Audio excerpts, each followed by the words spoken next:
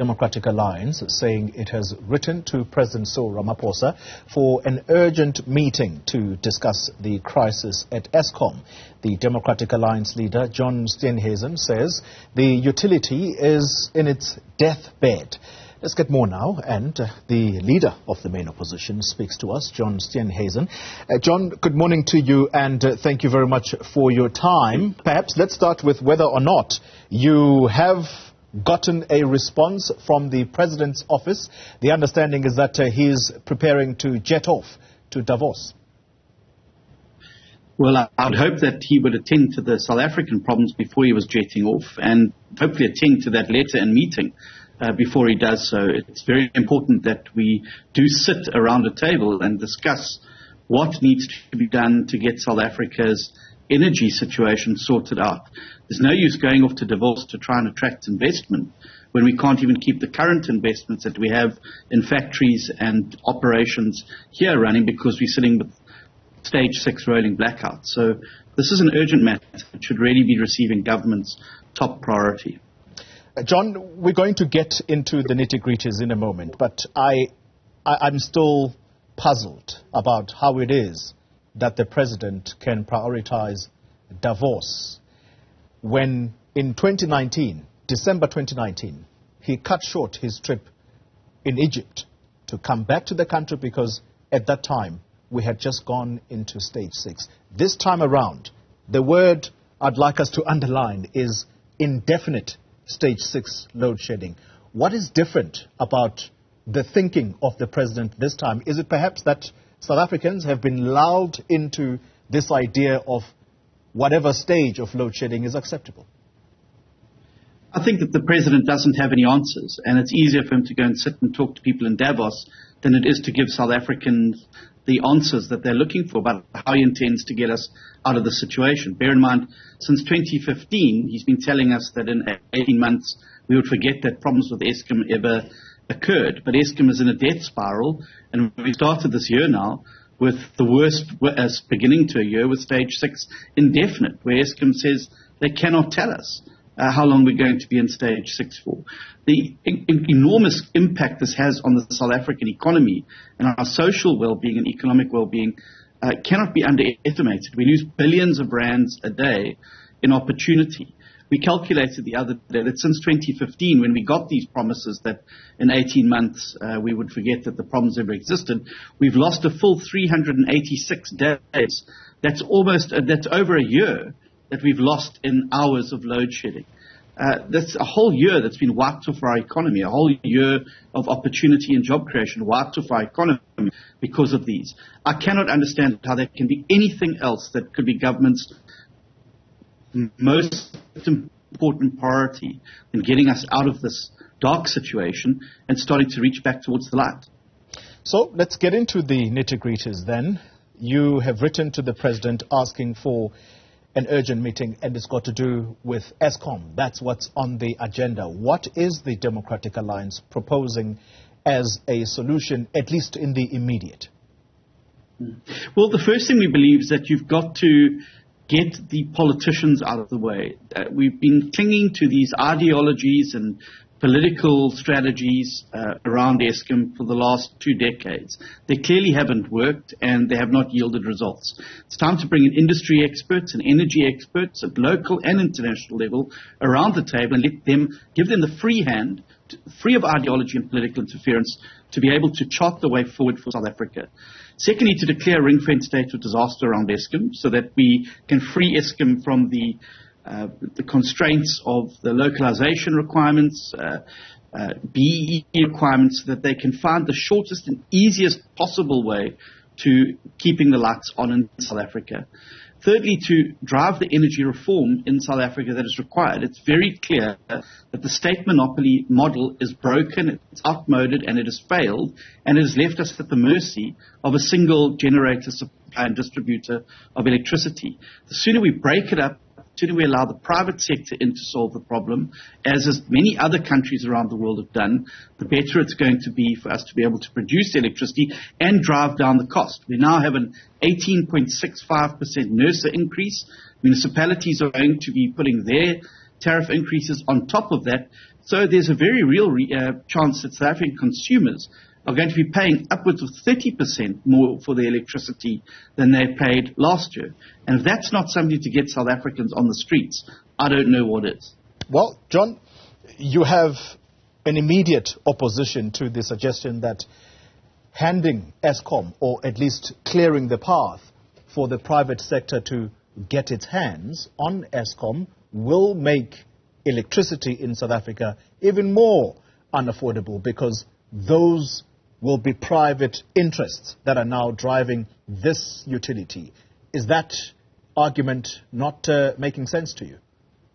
It's not accurate, and it's completely disproved if you look at international examples where more multiple players have been allowed in. And when you allow competition, prices always go down and service to consumers always goes up because people have a choice. At the moment, we've got no choice.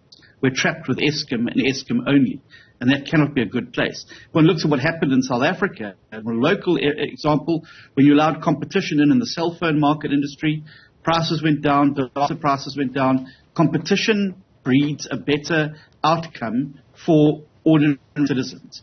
And I think that the sooner we break the past with this outmoded system that has not worked and start to embrace new systems and new approaches like Thailand did when they were faced with the electricity crisis.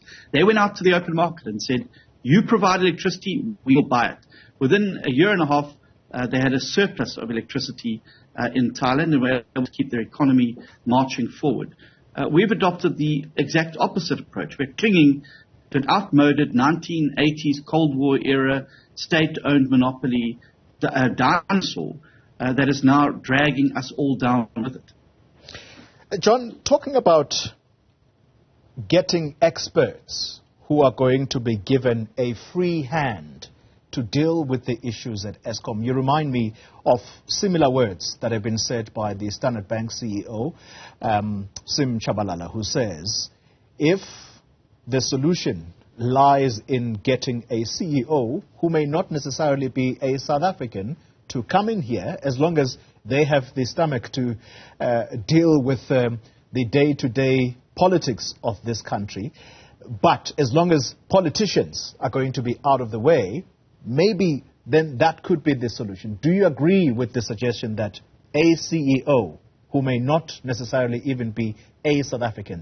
if that is what is going to get us out of this, so be it? Well, here's the thing, Polly, and I agree with Mr. Shabalala about getting politicians out the way, because you then clear the decks on the ideology perspective and focus on solving the problem. But here's the thing, the model is wrong. And it doesn't matter whether you bring Jack Ma or Elon Musk or Warren Buffett in to be the CEO of Eskom. They're not going to turn it around, because the model of a state-owned monopoly is wrong. And until that model is broken up, it doesn't matter who's there, they're going to end up with the same result. I use the example of training a donkey. You can train a donkey all you like. It's not going to win the Durban July because it's the wrong vehicle to get over the finish line. What we need to do is to bring in energy experts around the country and internationally, to look at breaking up the monopoly and the fastest transition towards a competitive energy industry in South Africa. And here's the thing, Polly, there's actually huge opportunity in this for the country. We could unleash a whole new greenfield industry in South Africa of renewable energy to add onto the system, to add to the base load that's required with coal. And we could unleash a whole new jobs revolution around this new greenfield industry. So I don't understand why government's clinging to a state-owned monopoly that's 66% overstaffed, that clearly cannot get to grips with the energy crisis in South Africa, and it's leaving South Africans in a situation more deadly than a cup of Eskom coffee. John, the Democratic Alliance is on record as suggesting that there should be some kind of either emergency or state of disaster declared at Eskom in order for the attention, I suppose, to be focused there. What would this help with at a moment like this? Because stage 6, that's 6 billion rand per day that is being lost. That was said by the head of BUSA just moments ago. Well, it was 3 hours ago. Professor Bonang Mohale, who says we are losing 6 billion rand per day. Well, what it would immediately do is free Eskom from the shackles of localization requirements, triple B, double E requirements, which have all led to massive price gouging on consumables. There's a case that we uncovered where Eskom had paid over 2,000 Rand for a broom. There's a massive syndicate running around the provision of coal to Eskom, where huge premiums are being paid because there are mafia networks that are price gouging massively on that. It would also then allow them to be able to move far more decisively and nimbly to coming up with immediate solutions to get us out of at least stage 6, to drive us down to first stages with a medium-term project to be able to move us out of load shedding completely. At the moment, the constraints that are there are significant, and they have been expressed by the Eskom board, those constraints. And it's very, very clear that these mafia networks, particularly around the provision of coal, in which this huge price gouging is taking place, are becoming very, very concerned, which is why you've seen the attempted poisoning of Andre de Ruyter. It's why you've seen Gwede Mantashe accusing Mr. de Ruyter of treason. And I think Mr. de Ruyter hit it on the nail on the head at the recent Daily Maverick gathering, where he said the reason there's such a kickback is particularly against adding renewables into the mix, is that you can't steal the sun or the wind. And it's very, very clear that there are still significant networks that are involved there. A ring-fence state of disaster would allow Eskom's leadership to be able to immediately be freed from those shackles and to focus on one thing and one thing only: getting electricity produced in South Africa at the cheapest possible price and in the greatest volume possible. Embedded in that response, John, has to do with clean governance. And I can't let you go without asking you the question about whether or not you're ready to fire Rendell Williams as a result of the audit outcome in Tshwane. Well, look, I want to say right up front, Polly, that I'm very disappointed with the outcome. We've had some tough conversations with our leadership team there. I've requested, both through the coalition oversight group that met on Monday evening, we've requested a full response and report from the city. There are processes that are ongoing. Obviously, our primary focus is on getting that audit outcome turned around, separating what has been legacy and what is current, and fix it. It's not acceptable. And yes, there will be political accountability, and there are processes underway to ensure that that happens. John Steehuisen, thank you very much for your time. Well, you've heard it from him. There will be political accountability as far as the Tshwane matter is concerned. But the energy, that's the key priority right now. The country is saddled with that. All right.